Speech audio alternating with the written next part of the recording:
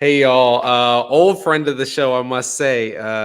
If you listen for a while, you've definitely heard Chris Franklin, buddy from NJ.com, has been over there for a while. And funny thing tonight, because the first time Chris came on, this was season 2, and it was about this time last year, and he had a crazy. If you were watching the thunderstorm completely like shut him off. You can see Chris's face like kind of like real kind of panic, like I gotta get the hell out of here. Memories.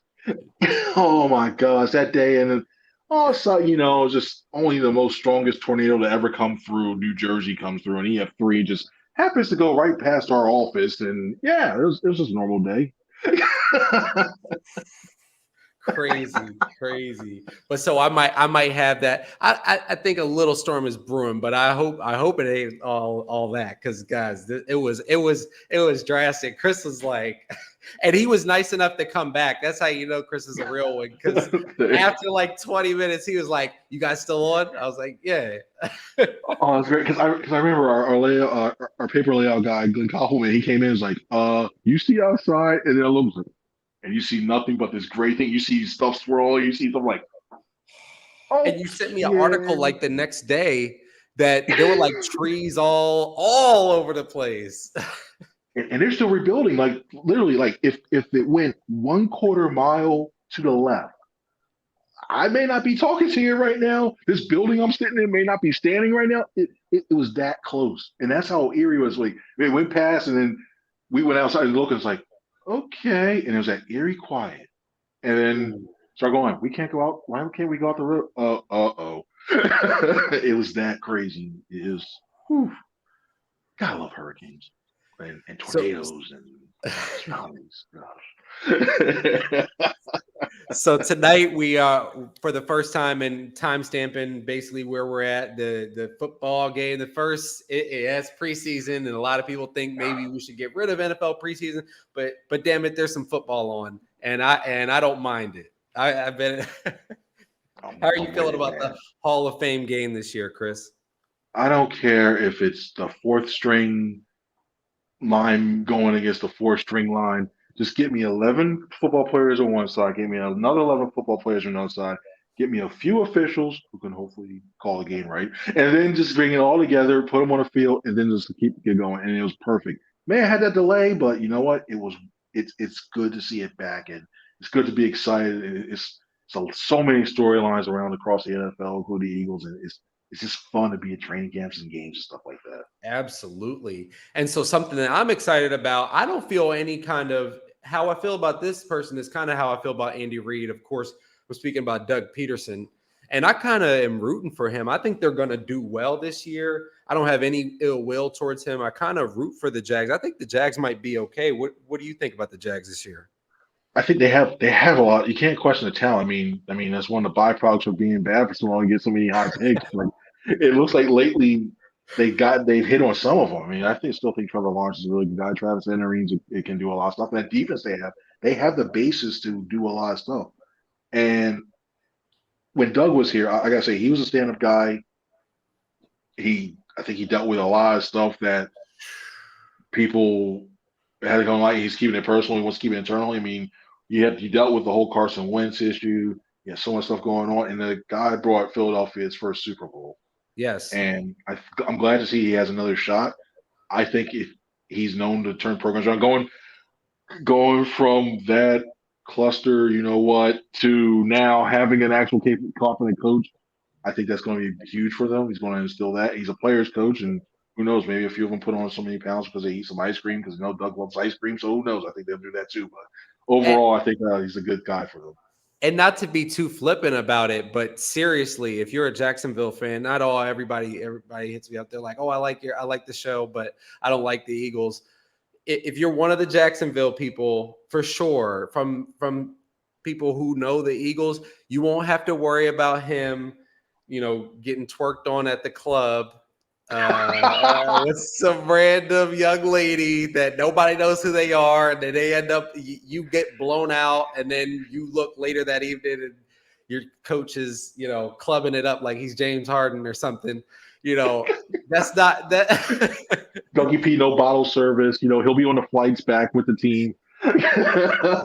You don't have to worry about his own restaurant and shenanigans over there right now. So, from your experience around Urban Meyer, Chris, I had never heard about Urban Meyer as kind of like it was actually like bad leadership, bad coaching, bad execution. He made Trevor Lawrence look bad. There's no way that is as bad as Trevor Lawrence is going to play in the NFL. Don't you agree with that? Well, I also think it was tough for a rookie year too. So not only topping your rookie year, you have a coach who is translating from college to NFL, thinking he can have that dictator type leadership, and you can't do that. These guys are grown men. They'll look at you and say, "I make more than you. Why do I have to worry about what you're going to say here?" Or you haven't proven anything yet because you haven't been established in the NFL. And the Urban Meyer, I think Urban Meyer may have made a little bit tougher for not all of them, but some of these college coaches to make the leap. I think a guy like Lincoln Riley could still fit in well in the NFL. I know the Eagles were interested in him. They were interested. I don't blame him, saying, I got a good gig in college. If you're a college coach, you got the best gig there is. So yes, you do. Yeah, Urban Meyer's just a disaster. And look at that Florida team. Aaron Hernandez. In college, as a coach, you can guarantee a certain level of excellence for your program. In the NFL, things can really go left on you. I mean, you could have everything put together. You get an injury at the quarterback position. You get an injury at a key defensive player's position, an impact player. You might be out, but you get to stack the deck so much in college. So these institutions, some of these systems are making people good, but also the institution, the recruiting base is what makes some of these college coaches good. It kind of, in my mind, exposes a person like a Jim Harbaugh, exposes a person like a Urban Meyer, or even Nick Saban. Nick Saban was not a good NFL coach. Yeah, you look at that, like, he didn't want to stick around because he knew he would fire, and that would hurt the ego. And it's one thing to have. Well, it wasn't officially on the books, but to have unofficial NILs when back in the college thing, so you can get the best players at every position every year. But to play in a system where there's a salary cap, where you have to actually develop guys, where you may not have get the best players, where you're picking 20 if you're successful, 30, and trying to get those guys away, it's a whole different animal. And you got to communicate. A lot of times, and I know you hear Nick Sirianni say over times, communicate. It's a big deal. You can't just talk down to the players, just going, "Oh, I did this. I won this championship, so you have to run this, and this, because I know all." You can't talk down to the reports about him the way he used to talk down to his assistants. You can't do that. No. And that would be the quickest way to get out. And I don't think you do that. And I shouldn't make light of it, because whoever has health issues, his health is not legitimate. But how many times? I question, like, how long was it before he left Jacksonville saying, "Oh, I got to worry about my health again," the same way he did with Florida, and the same thing he did when he was with Ohio State. That comes to question with him too. It just is they are very lucky that they got out of there. Doug Peterson is a good coach. I was surprised that he actually even sat out for a year, because he's a legitimately good coach. It'll come out probably 10, 15, 20 years from now, what actually happened there. But I know that there was some. I don't think that the Eagles and Doug Peterson saw eye to eye on the benching of Jalen Hurts late in that game against the Commanders before they became the Commanders. That kind of tanking. So, how many wins do you think the Jaguars get this year? I wouldn't be surprised if they got 5. I think it's a 5 for them is legit. I mean, they're playing. First of all, they can get that. They're playing the Texans twice, so I think they can get 2 there. Even though Davis Mills looks like he's doing decent, I still think they play him. In my opinion, if it's not the NFC East, the AFC South is the weakest division in football. So I think it'll be one of those things where they start to gel in the second half. They make some of those runs, and then they build on something to build for 2023. But 5 wins for Doug Peterson that first year, I think could be a good year for him. Yeah. And Trevor Lawrence, for people who weren't big football fans before they switched the name Carson Wentz was a Division I AA quarterback. Trevor Lawrence was the cream of the crop. So in terms of development, we could really be seeing a big jump. I think we could be seeing a pretty big jump here from Trevor Lawrence. There's no comparison in terms of the talent levels. Not at all. And it's funny. It's funny you mentioned that too, because right before, like when they're doing the rain delay for the Hall of Fame game, they're talking about Peyton Manning in his first year and how he led the league in interceptions. He got sacked so many times. And I'm not calling Trevor Lawrence. Don't get me wrong. I'm not calling Trevor Lawrence the next You coming of wouldn't be Peyton the Manning. first. No, You wouldn't be first. and I'm not going to be the first on this podcast either. I'm not going to be the one. I can't say that. I think he can be one of those upper echelon guys, but nah. But you have to take those lumps. That's the only way you get the experience. That's how you learn how to speed up and get the ball out of your hand quicker. That's how you learn how to read the defense. You got to experience it. So I think there'll be now having a proper quarterback coach with him and a guy who played the position. That's going to be big for him. Absolutely.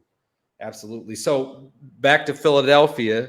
The report said that y'all got out there pretty early today to try to beat the Heat, but I know down here just a couple hours away, it wasn't cold here. It was pretty darn hot. So did y'all end up beating the Heat or? No, I think I'm about 255, so I call myself like an edge rusher. I went in as an edge rusher. I probably lost it. I'm probably like a free safety right now. I lost so much weight from all that sweat. It was bad down there, but it was so. But it was worth it. It's a good test when it comes to these players. A lot of times when you come to adversity, whether it be the Heat, whether it be a snow game like you saw in 2013, where there's a mini blizzard that just comes around there, no matter what it is, you have to go through certain adversity and you have to keep mental toughness as well too. So that gives a lot of players. Some players did well in it. There were some times where you saw some plays you're like, oh, you could tell it's Heat. They weren't thinking. The false start penalties, the missed assignments that started to creep in later on. So it was they took a lot of water breaks. They try to keep them hydrated so nobody really truly cramped up that we know of. That I may hear later, but there didn't appear to be anybody that cramped up. But that's great. That one too. They scheduled it well, so that way it was okay. And so did they go 90, 75 shorter than that? 145. Today was the longest of all things. Today was the longest practice. Because they have an off day tomorrow. They went an hour and 45 minutes. I like it. We were shocked. Wow. We were shocked. We were like, because they have it color coded, almost like a stop sign. Red day is just a walkthrough. Yellow day is just like, okay, they go like an hour. Green day, they usually go hour 15. No, that coaching staff, Nick Sirianni coaching staff, they went 145 and they got a lot of work in. And it wasn't one of those, well, let's just walk around. No, they were doing the tackling drills. They were running full team, 7-on-7, 11-on-11. It was good. Oh, I like that. And I like the mental. And you said that nobody cramped up. That's good sports science to be making sure your guys are getting hydrated and doing, working different muscle area groups so you don't cramp up. So it's awesome. Juice Daily probably left that one little thing on that. Just keep the pickle juice around there. So was today one of the hottest practices that you've been at? Oh yeah, by far. Like there's been days where it's come close, but where it was just heat, but it wasn't as humidity. That thing, it just leveled down. It was. I thought at first, I'm from driving up, I'm like, oh, it's only showing 80 degrees. It can't be that bad. By the time I got out the car, it was about 87, 80, and it was just that humidity just sitting on there. It was could cut through. It was bad. I still had the old quarterback towel. I'm like, I had to bring that, keep that in my pocket. Like, okay, I'm ready to go. Like, this is like, what's going on? Like, I'm losing weight here. It was thick. It was a lot. So I can only imagine. And I still don't get how some of the players had like the hoodies on. Some of the staff had like on the long sleeves and everything. Like, I couldn't do that, but bravo. They're training up. They're training up to get ready.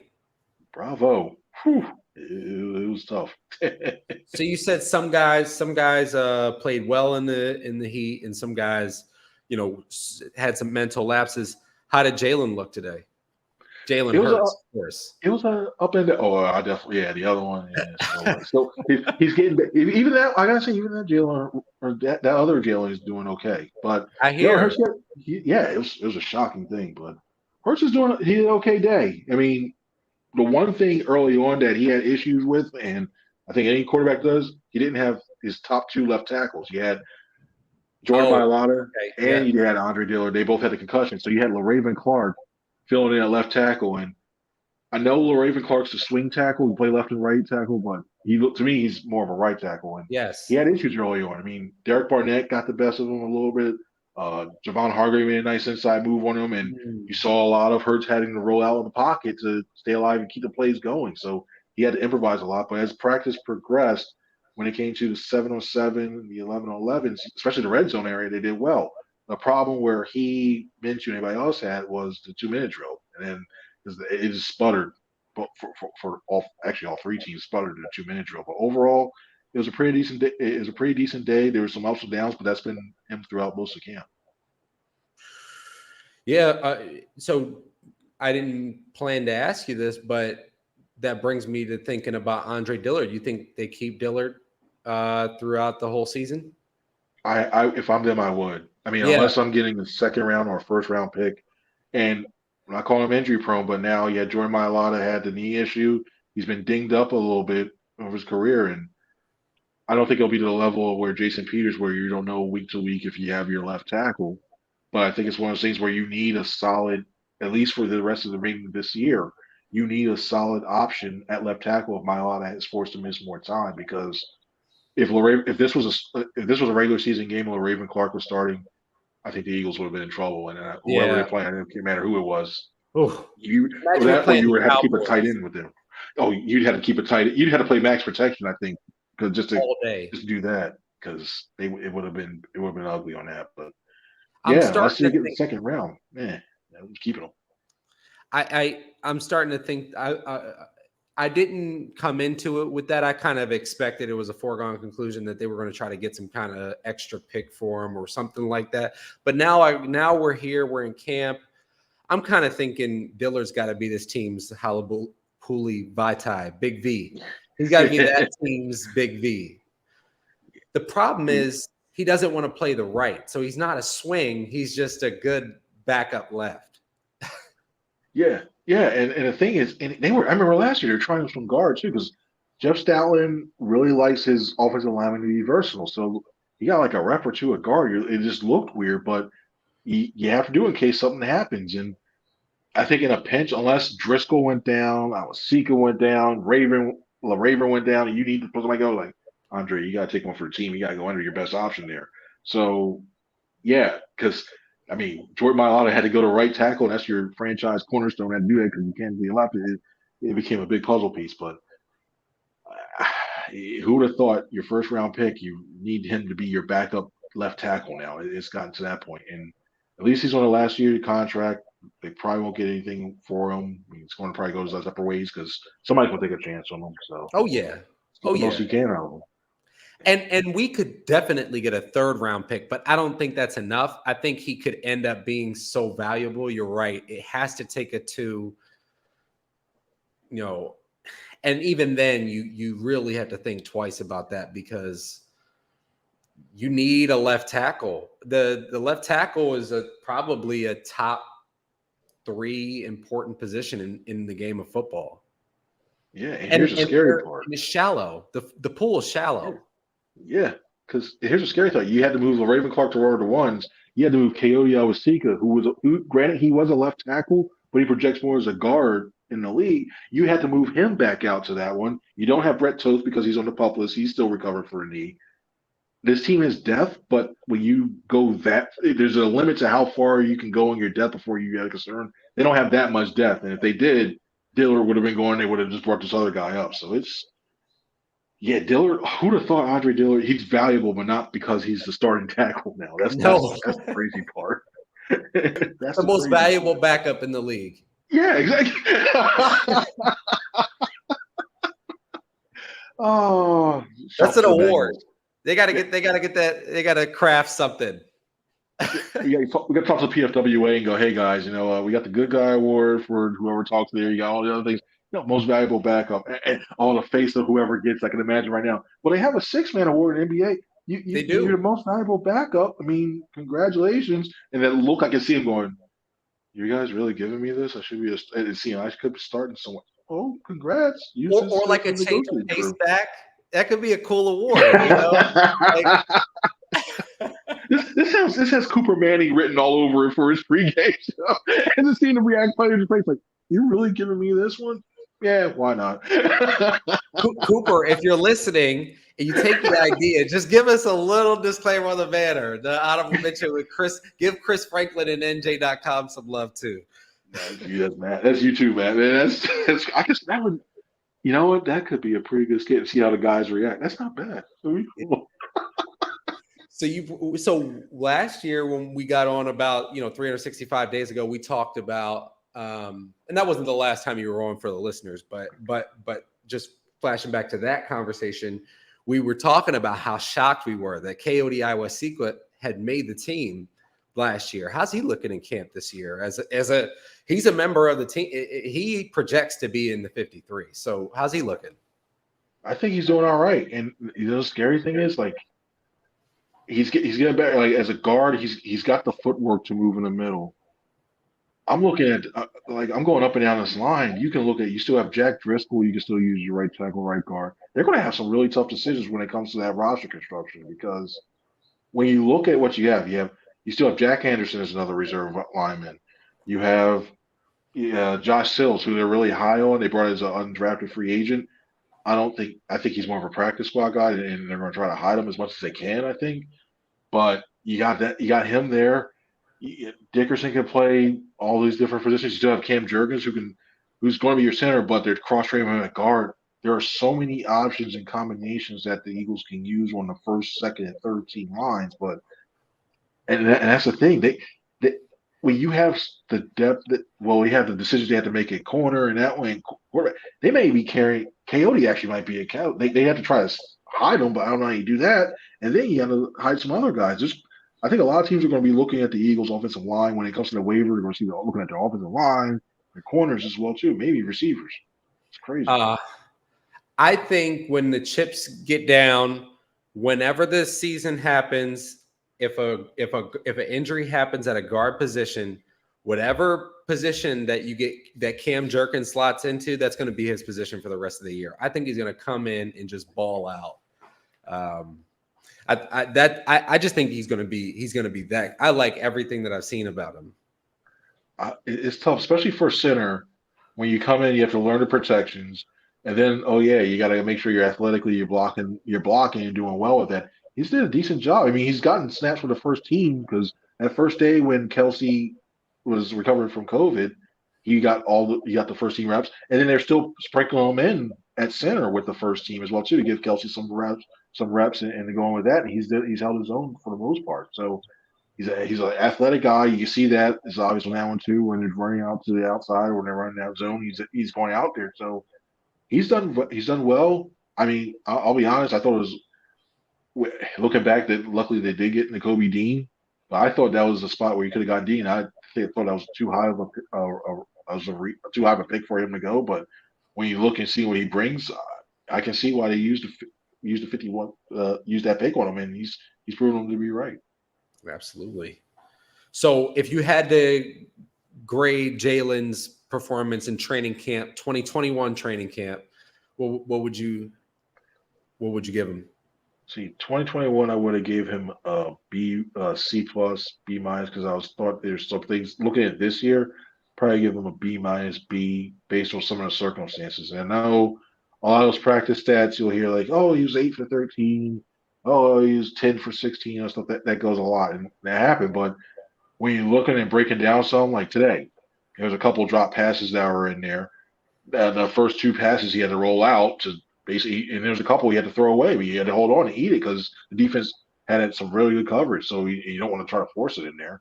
There have been times when he has forced the ball in there and he threw that pick. I still remember that one where he had Kenny Gainwell out in the flat because don't dump it off, got a 5-10 yard gain. But no, he tried to throw across his body into the middle of the field and it was picked off. So he's had a couple moments like that. There's been a couple moments where he's overthrown some guys, but he's had the moments where I think this shows growth where he's climbing the pocket, he's letting his offensive line protect him, using that pocket, and he's throwing the ball down the field, and he's getting completions as well too, and he's getting the timing down with the receivers on those timing routes, and the ball's not going every which way. I think it's helped him out. So There's a lot that's going on with that because I remember that rookie year. Sometimes we stones like, where is that ball going? Where's this going? And what's his drop back? His arms. He's improved, and I think overall I'd have to give it a B minus B for so far in training camp. I like what I'm seeing, and I love baseball is one of my first loves, and so it's a very mechanical sport. You have to have a repetition. It's like golf. You have to make sure that your mechanics are right and that you're doing it the same way every time, so that you don't pick up bad traits. When I'm watching Jalen and the way he's throwing this year, I just know that there's a difference. Does that translate when the pads are on and he's getting snaps from center? Does he It look is. different? It is because a lot of times he's more compact in his throws because just like you mentioned, like when you get that long winding looping thing, that takes about like a quarter and a half a second off. Where in the NFL, you don't have that quarter and a half second. That's the difference between being open and being picked off. You see that. You see the foot. He's got a better base and he's taking a short section, not taking long strides, and he's not winding up to try to throw the deep ball, try to get so much air over that. And those little things coupled with getting the anticipation of where the receivers are going to be, reading the coverage so that he knows, okay, this receiver's going to be open here, and then getting the timing to get there. That's been huge for him. Could it be better? Yeah, but enough of an improvement where you see like, okay, he continues to get some more reps in practice. He continues to do it maybe the second preseason game, and then I think he'll be ready for the season to go. But overall, I like what I've seen out of him, and I think he still can use his athleticism. Just don't use it too much where you're getting him dinged up and where he's worn down by the end of the season. Yeah. So when he winds up to throw deep, will he at some point have a chance to throw deep to Britton Covey this year? you know, let's go back to the roster because Covey. I was skeptical because when he signed him, I looked at the things like, oh wow, this is really good. Like he's a good player. They can use him. He can be a punt returner. He can be good in the slot and everything else. And I saw him in the mini camp, and I want to say it was either was it? It wasn't Jimmy Moreland, but it was somebody. It was one of the safeties kept basically deflecting every single pass he had in the middle of the field. It was like this guy's not really doing it, but you kept hearing, oh, he's good in practice, good in practice. Like, well, then you finally see him in training camp. He's starting to get it. I mean, he's a former quarterback. He's in the middle. I thought the funniest story he told was that when he first got he first got in there, there was a kid who thought he was walking around the field. Some kid thought he was the kicker because Oh, he's got that wow. stature. Yeah, he's got that stature. But in the similar ilk of Greg Ward, he's a former quarterback that knows how to read the defense, find the soft spot. You can do that. Now, I think I think he makes a team. I really do. I think he's Wow. wide receiver six. And this all goes to the roster construction. I think he's one of those guys where you won't be able to hide him off the practice squad. I think he makes a team. I even think Jalen Rager's. I think they carry six because they can do a lot with this offense. I think they carry six. You But have to you have to carry six in this NFL because you can't expect. I would rather only carry instead of carrying four tight ends, carry three tight ends and carry a six wide receiver, because in the NFL it's such a passing league now, and you can't assume for 17 games you're going to have Quez, uh, Smitty, Pascal, and AJ Brown healthy for all 17 games. So there might be a week where everybody jumps up. And that's why I don't think that we need to keep somebody I'm about to say, but I'm trying to lay off him for a show, but it's hard to talk Eagles and not bring him up. But you know what I'm talking yeah, about. and here's the scary thing though, and it may sound scary. I think when he goes to waivers, I don't think he'll be claimed just because of his contract alone, just because of that contract. But I would not be very shocked if he does not last more than a day on as a free agent once he plays waivers. There are a few teams that still value Oh and yeah. think like if he got new surroundings, new system, they can get the best out of him. Like somebody like Baltimore or Green Bay. I mean, those rumors Washington. came up with Chuck Cross. So yeah, Washington could use him too. If I was another team, I would do it because I do believe he needs an he just it's all mental. I mean, Todd Pinkston, who League lightning. actually was better, who actually has an Eagles, think about that, who's actually been better as an Eagles receiver, could never in his wildest imagination make that highlight catch that Jalen Reagor made in training camp last year. I mean, Jalen Reagor has moments that you see him as like, whoa, that guy might be the best guy on the field, and then he does something, he's like, he's the worst guy on the field. That's mental. When you see a player do that, that's mental. So I think a change of scenery. I don't think he could be a Pro Bowler, but I think he could be a good player somewhere. Yeah, and the scary thing is, if the Eagles cut him, they have to eat. He counts $2.4 million against the cap, especially since he's so only that far into his contract. And as valuable as cap space, I still think they want to roll some over for next year, given that they may be doing an extension if Hurts plays well, that they may have to sign some guys. I mean, the way that some of these contracts are structured is, geez, I think they're paying Kelce. They pay Kelce till 2027. It's crazy because of some bonus stuff, but they need to roll over as much money as they can to do that. And he had another one. He had a one-handed catch in a one-on-ones a couple of days ago. He had this one catch. Everybody's like, "Whoa, it was that? It was Reagor." And the thing with him is, you'll see a catch like that. It'll come to a game, and then you're like, "Okay, it's time to do it." And then that's when the mental block happens, and he drops the ball or drops a punt. And that's another thing. Kobe's been getting the first team punt reps.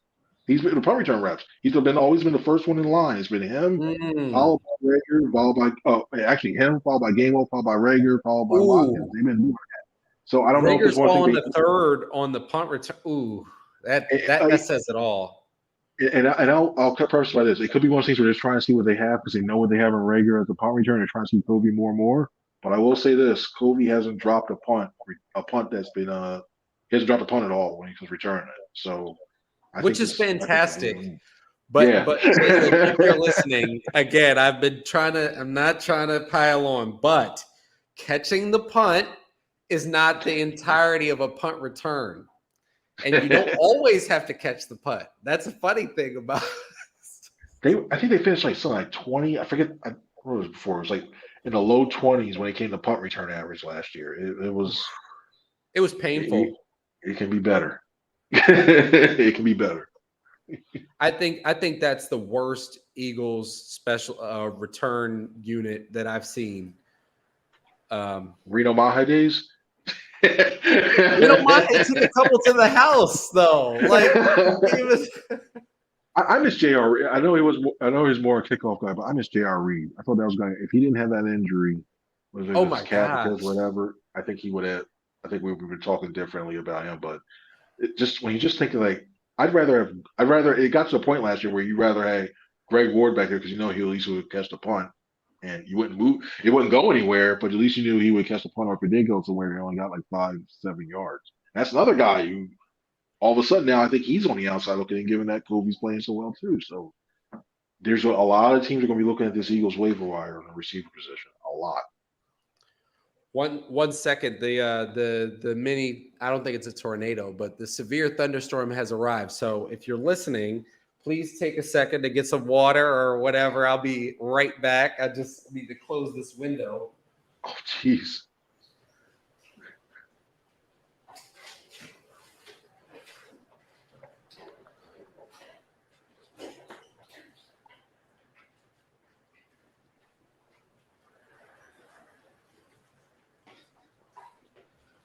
All right, so we're back. So Nick Sirianni talked about today that his focus, one of his primary focuses, and as a former wide receiver, this is obviously the answer, is that one of his primary areas of focus for the team is in route running. And my question to that is, okay, so that is concerning.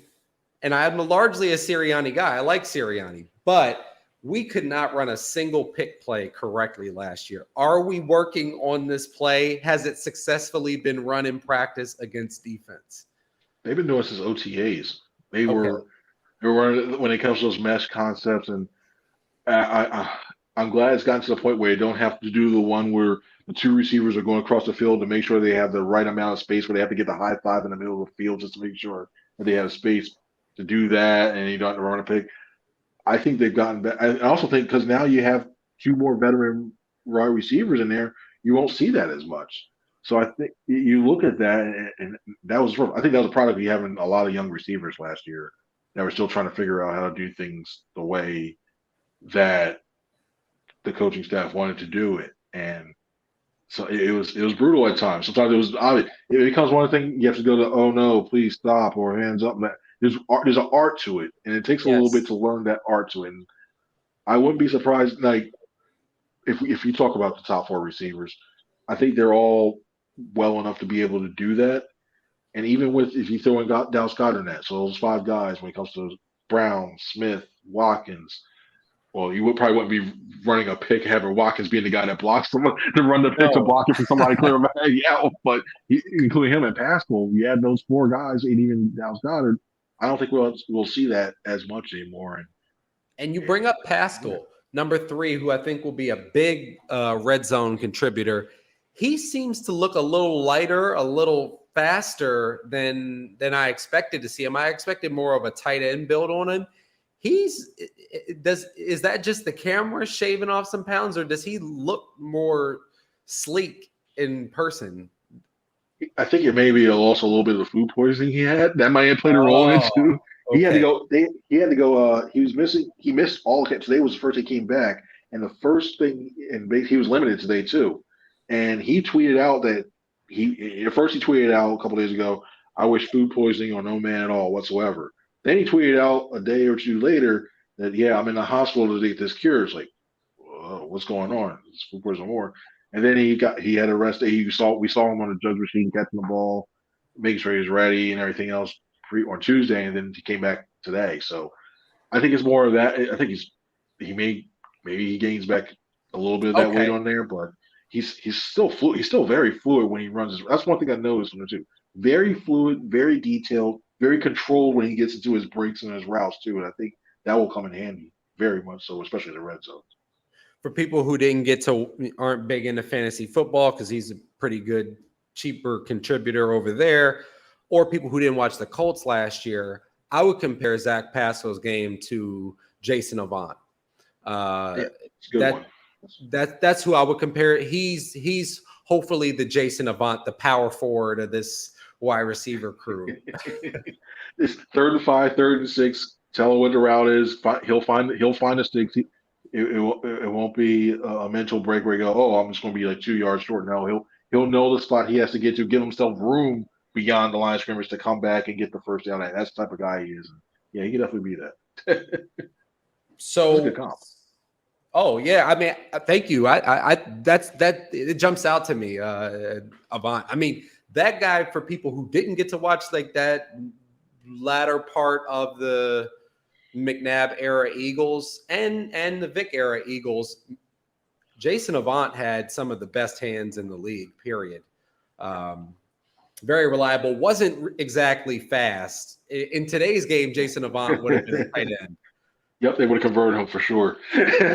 He would have been like Hakeem Butler. It's like, wow, he's a wide receiver. No, he's a tight end now. Oh, okay. He was the original. You know what? That's perfect. Zach Pascal was the original Jason Avant, and Jordan Matthews was Jason Avant. They're all that same type of player where like a little bit of operate to find the area, find that soft spot. Okay, and that's where it probably get. And But Avant the used to have the one-handed hands. catches too. Yeah, he's had one-handed catches, two hands. In the middle thing, he was like, "Oh no, this is going to be incomplete." Oh, he got it. Yeah, he was clutch. He was clutch. The hands comparison with Jordan Matthews and Jason Avant are on the opposite ends of the spectrum. Although I feel bad for him. I feel bad. Like he reinvented himself to be a tight end for 49ers. He's stuck around this long in the league, and he's doing that. And then he's get that ACL, and now you're like, is he going to come back? I mean, But you don't know. he got to play. He got to score touchdowns. Um, he got to even play in important football games. He got to score a big touchdown in the New Orleans Saints playoff game that everybody, if you like the Eagles even a little bit, thought we were about to go back to back with Jordan Matthews scores that early bomb from Nick Foles down in New Orleans, it crossed everybody's mind. Is it meant to be again? Parade routes were being planned, and then right through Jeffrey's hands at the end. Yeah. Yeah. So back to a current Eagles receiver, Jalen Reagor, aforementioned. Do you think that we get to see a lot of him in the preseason, kind of as an audition, kind of as an opportunity for him to really make this team, or do they just kind of keep him on ice and keep him healthy, get him through? Oh, he's officially a second unit guy. He's officially, even Nick Sirianni said he's on the second unit. He's going to have the bat on and work. So I think you'll see a lot of them. I think you'll see a lot of them in that first preseason game, and especially that third one against the Dolphins. So this is his chance to shine. I think he really needs to, and I think he can do that. You're playing the Jets early on that first one, the Browns one. You would hope that that last year the Eagles first team didn't play that much, and also Hurts didn't play that much because he got sick himself. But I think that second game you'll see more of the first team offense, just a little bit, maybe a quarter, maybe a half, hopefully, and then after that, then you'll see a Jalen Reagor game for the most part against the Dolphins down there. But yeah, I think he's going to have a lot of chances to prove himself. And so him and Gardner Minshew better be on the same page a lot to make sure that he makes it. So in 3 games, I'll go out on a limb and say I would advocate for them to keep Jalen Reagor if he has more than 14 catches this preseason. If he has caught the ball 14 times, he's got to go at least for $150 on 14 catches. And I need at least 2. He has to be a contributor because you're playing against a lot of guys on other teams who are not number 1, number 2 unit corners. He's got to at least have a 100-yard game, or he might not even make it all the way through. If he's getting locked up by backup corners, that's really bad for him. For the Eagles have really no reason to try to salvage it, and they can't sell it for anything. And see, I'm thinking like, okay, you got Gardner Minshew who's going to be there. He's not going to try to light the world up with the deep route, which is Reagor's specialty. See, and another thing too, especially with these preseason games, preseason games are the weirdest. All of a sudden you'll see like the line suddenly gets disconjointed. They're not playing as well together, and team, you don't know if another team's going to leave their first team out there for so long. You're like, why are they really letting the first team out there? And then they get that, and I would be surprised they knowing that Reagor is out there with, say, I don't know, Covey in the slot, and you got John Hightower on the other side. Teams go, no, we're just going to play cover 4 and just dink and dunk under the middle and see what happens there too. I think for him, as long as he shows that, this sounds so bad, like lowering the bar this much or anything like that, but as long as he just shows that he doesn't drop catchable balls, as long as he cleanly catches the punts if they do a rotation, he catches those punts, I think he's here. I probably even put it this way. I probably say it's more than a 50-50 chance that he's here next year.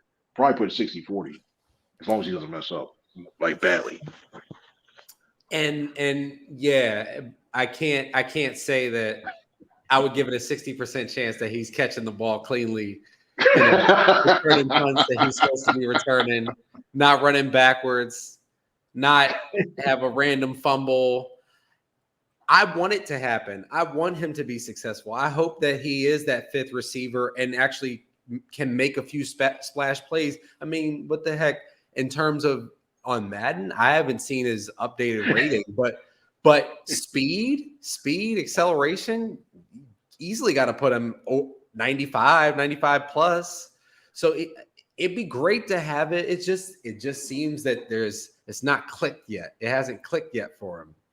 And you brought up a good point too. I mean, when you look at most teams' 5th receivers, you're looking at guys like a developmental guy, special teams guy, and that. If the Eagles did, and Sirianni said like he's got, instead of Reagor looking at 11 snaps a game, he's looking more like 3 if he stays on the roster.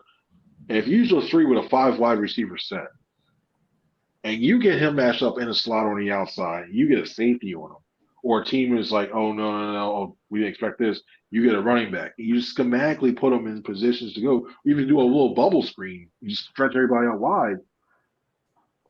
The little screen goes like 5, 10 yards.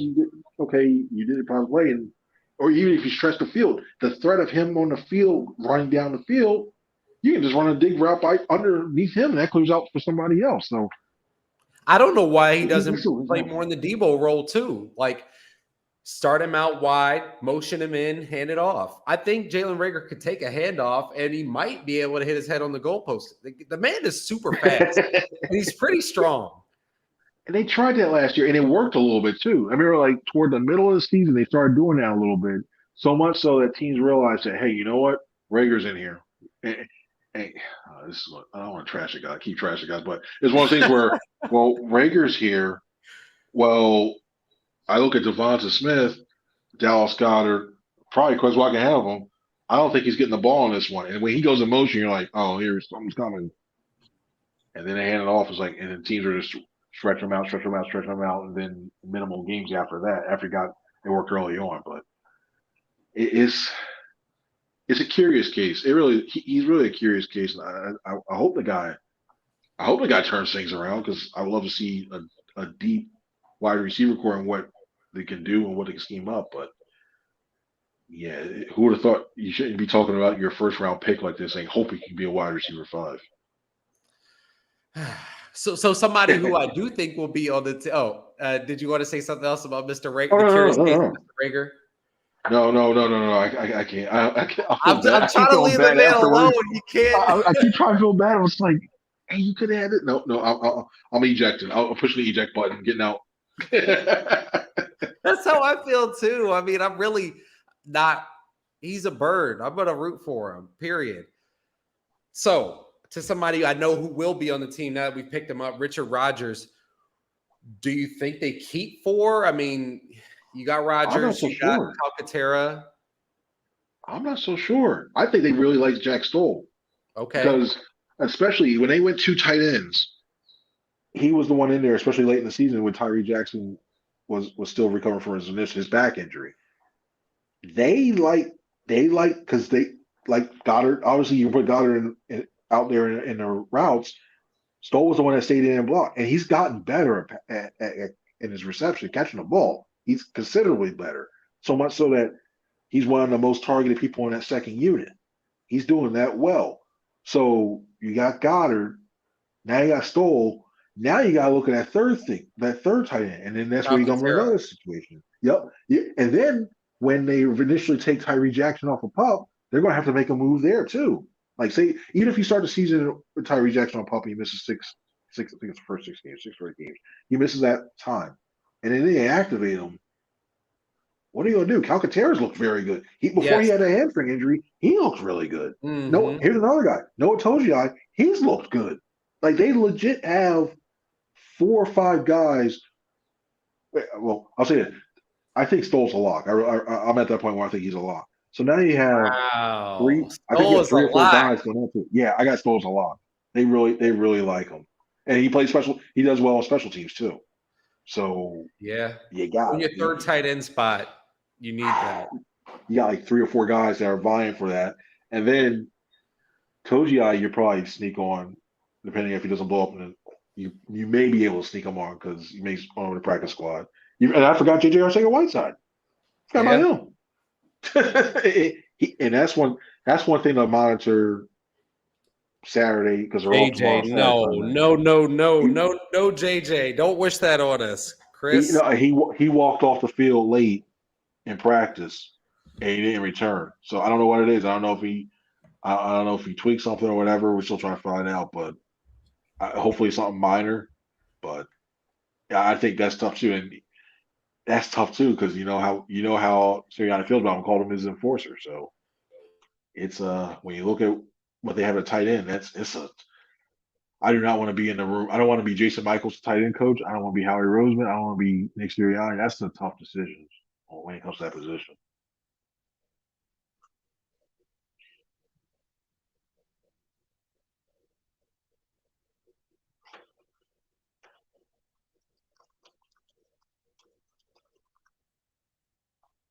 Oh, I was mute. I sorry about that, Oh, man. very good. You good? Very good. Very good.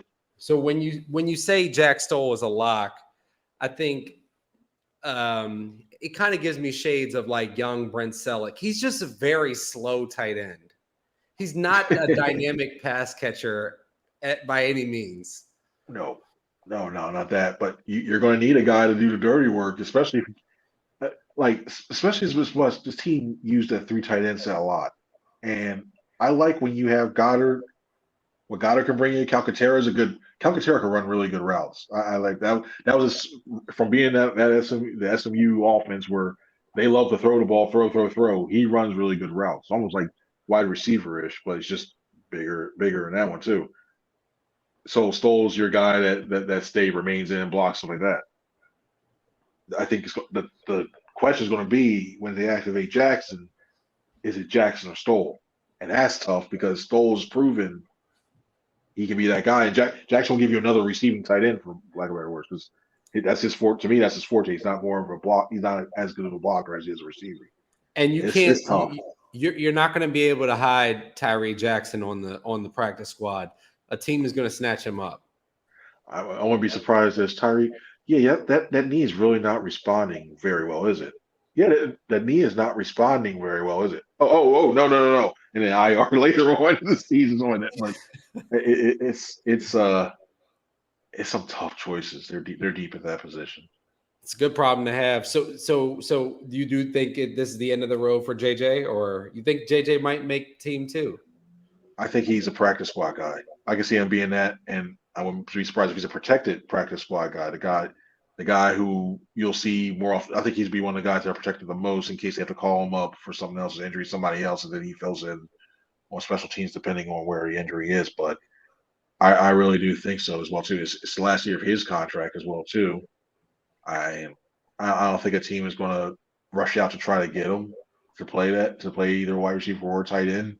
So I think he's cut, but I think he remains on the team and he's part of that practice squad. Interesting. Okay. All right. So quick lightning round for team leaders this year. Who leads the team in interceptions? Darius Slay. Slay. And With Bradbury a close second because teams may be afraid to throw to his way. okay. No Slay's way. But you think Slay is just going to take more of those opportunities to convert? Oh yeah. Now that you have the safeties behind him, and the safeties and type of defense, and Slay is really good at baiting quarterbacks, thinking, yeah, I have enough space, and he goes out. I think Slay leads the team in interceptions. Who leads the team in sacks? Who? I think Reddick will still lead the team in sacks. With Josh Sweat, I think is going to do well, but I think it's still Hassan Reddick that's going to get the pressure. Who leads the team in tackles? TJ Edwards. He's balling out so far in camp. He really truly is balling out. Another diving the pass breakup today, and that's been a knock on him with his pass coverage, but he's been diagnosing the plays very well, getting the ball quickly, flowing to that as well. He's been doing very well, and I think he'll lead in tackles. Does TJ Edwards start? Oh yeah. I think your starting linebackers to begin with are going to be Kaiser White, TJ Edwards, Hassan Reddick. You'll see Dean mixed in depending on the situation, depending on the matchup, but I think those are the three to start out with. That's a heck of a problem to have. Yeah. Find a moment for Dean to come in and play. Like we'll find it. And then you got Sean, and I think he's underrated. I know he does most of special teams. I like Sean Bradley too. I think when that Cleveland game a couple years ago, because nobody really runs the ball. There's no power backs. I think when you look at him, he does well too. That's another position that's and really Davion Taylor. That's another one. He's been doing extremely well during training camp. Like I'm looking. For the life of me, this is going to be. There's a competition we all the beat writers have trying to guess the final 53 roster. This is going to be tough. This is going to be a tough year to try to guess this final 53 because Taylor's doing well. You look at Kaiser White, you can move him and play a middle linebacker on passing downs. Patrick Johnson still does decent he's a really good special teams player, but you can play the Sam like linebacker. This is going to be tough. And it's not going to be based on, again, Madden. It's not overalls. It's about roster construction. It's about choices about team philosophy. That's going to decide. You're going to get some wrong, but that's just going to be because you don't know the team philosophy. You don't know what they're trying to accomplish this year. How they're trying to accomplish. We know what they're trying to accomplish, but how they're trying to accomplish it. Yeah, it's tough. Oh yeah, Jacoby Stevens, you still have him too. He's still learning being a linebacker too, and he's improved a little bit. Not he hasn't improved enough, I think, to warrant a roster spot, but he's gotten better into his second year. So they're deep there too. That was part of the recipe in 17 was the deepness of the roster. One more quick one when we open up in Detroit, September 11th. Who is the third string quarterback for the Philadelphia Eagles? If they keep three, key thing, if they keep three quarterbacks, reaching that by a long shot. Carson Strong has struggled, and that's putting it nicely. He struggled early on in camp. And we've all known him for the strong arm. And this is pure speculation when I say this. I don't have any inside information on this. It's pure speculation. But when I look at him, the throw he had today, he had somebody going down the middle wide open, and if he had power behind the ball, it should have been touchdown. Knowing his pass with his arm, it should have been there. It floated a little. There's been a couple of ducks in there. I wonder. I know he's recovered from that knee, and he played on that senior year. I wonder how strong it is and how good it feels, or if there's a mental block, because it looks like he's not stepping in. He's not getting the power that he had beforehand, and some of those throws were just like you're just looking like that's not the Carson Strong I know. And I wonder if that's why he fell. Because what I heard is he had a big arm. Oh yeah, I remember that. I was one of the lucky people to go in during when the QBs were throwing during the combine in March. I'm sitting there looking like Strong might be the second best quarterback that's throwing tonight. Like I thought he was throwing better than Kenny Pickett. He was throwing the ball better than Kenny Pickett. I don't know what's happening between there and now, but it's a long thing. I know he says when we talked to him a couple of days ago that he hasn't had a lot of 11-on-11 snaps. I get that. You got to get into a flow. But the way the ball has been coming out, even to the flat areas and on what should be, especially those deep passes, is not. Recent Ness actually look pretty solid. I will say this. When he goes against the other 13, or when they do second team defense versus the third team offense, he's looked pretty solid. And he's getting the ball, he's being decisive, he's getting the ball quickly. So recent Ness the third if they keep three and they don't need to use two because they gotta have an extra spot somewhere else. That roster spot will come in handy. I'm just very afraid of going in the game. Just my philosophy, if I was the coach, I'm very afraid of going into a game with two quarterbacks and they both go down and we're playing with Greg Ward. Do we keep Ward or like what? Does he know the plays? And you know what happened too? Reason that we're going waivers. All of a sudden, the Washington Commanders pick them up. Oh, what do you know? Washington Commanders, I think they play like week 3, week 4, week 3 or something like that. Hey, come on, Reed. Come on right down here. Right. Oh, this is what they're doing? Okay, bye. Reason that waived after week 4. Yep. It's ridiculous. It is ridiculous. So how many wins do the Eagles get this year, Chris? They get. I've been vacillating between 10 and 11, and I keep looking at one of those Cowboys games. I think they lose one of those Giants games. Only beat the last game of the season. Only because I think they'll have a playoff spot locked up. I think they're playing the playoffs no matter what. Agreed. I'll go with 10. You probably ask me tomorrow. I'll be 11, but I'm going to go 10 wins this year, and I think that's going to be enough to win the NFC East. I really do. I'm with you. I think whatever it is to win the East, the Eagles are going to do it.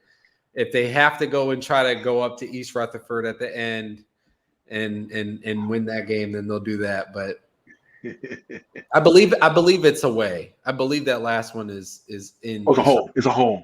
Because I remember it was like, yeah, it's a home. Because I was like, because we have to. I'm taking a flight because the Cowboys game is Christmas Eve. And I was like, why can't they make this one too? Because I'm taking a flight on Christmas Day back to the area. I'm like, why couldn't they just do this? Why couldn't this be the home game? Put us on the road in that one too. Yeah. Thanks, NFL schedule. Appreciate that. But It's yeah, gonna I think be a wild ride. Daniel Jones will look amazing. Wow, he's throwing on this. He just threw to it Kadarius Toney, who's been covered by Kerry Vincent because the Eagles have nobody started. Yeah. Exactly. Back at home, at least back at home. Yeah, yeah. At least Or back at New home. Year's. New Year's Day, I think it is. Something like that. New Year's Day. Because I don't Get it know. over with. Yep. And I don't know if the Mummers, if I'm the Mummers, I'm like, guys, we want people to come back out. Why have an Eagles game that day? It could be Right. one of the most interesting days there is, but yeah, it's crazy. People are gonna be drunk from the day before. Oh, yeah. Yeah, that's the last thing you need. People hungover if they need that game if they need that game to make the playoffs or anything else. The last thing you do is people being cranky, hungover, going, "You better win this game." Even if you make the playoffs, you better win that game. Usually they finish strong, so I'm not too worried. But Chris, thank you so much. It's always a great time. I always think like, all right, this time when I have Chris, I'm gonna try to keep it for the listeners closer to 30, 40 at max. But Chris and I always have like We these always go, man. And look on the bright side. No tornadoes. Yes, Norton. Yeah, it was all good. I had to have a breathing condition to close the window. I haven't looked outside yet, so maybe I'm just in a safe. Just make sure the trees are still upright when you go out there and everything's all right. Is there fine on that one? Chris, tell the people where they can follow along and show you some support. Oh, thanks. I appreciate it. Thanks for having me on again. You can follow me on, if you read my stuff for nj.com/Eagles, we have all the Eagles stuff there. Follow me on Instagram and Twitter, TikTok now, at C Franklin News. You can find all the videos on there and just try to keep you guys updated as much as I can. And Chris is right down there on the field. You get to see the practice stuff. As much as they allow people to see, Chris is giving it to you. So go follow it. And I definitely will. Chris, I'll see you again soon. Go Birds. Thanks, Matt. Appreciate it, man. See you. See you.